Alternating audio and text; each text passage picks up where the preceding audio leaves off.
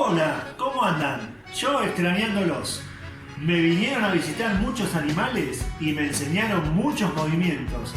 A ver si ustedes se animan a hacerlos también. Para estos juegos vamos a necesitar muchas zapatillas, zapatos, ojotas, todo el tipo de calzado que tengan en casa. El primero que vamos a hacer son dos caminitos por donde va a ir un perrito.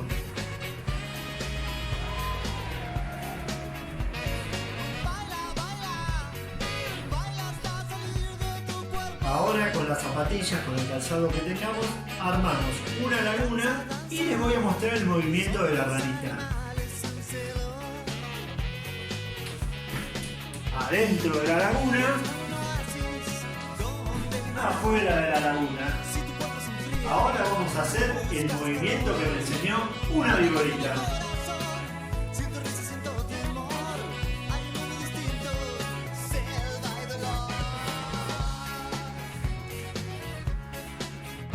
Ahora vamos a hacer el movimiento que me enseñó mi amigo el conejo.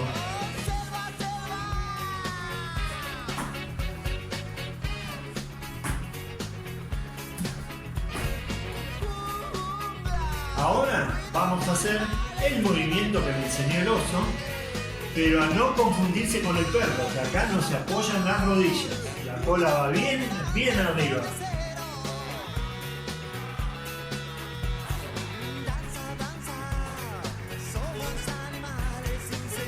Ahora vamos a hacer la jirafa, que es muy alta y va en puntitas de pie.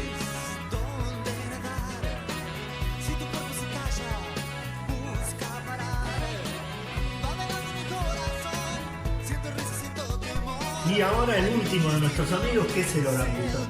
Para ese vamos a necesitar un camino muy largo.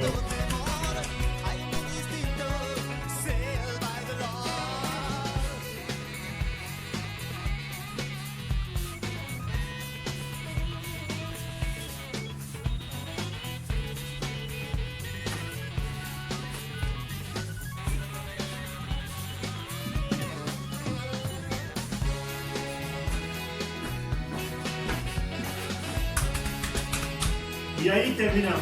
Espero que les haya gustado y ahora es turno de ustedes de hacerlo, ¿eh? Un beso grande y los extraño.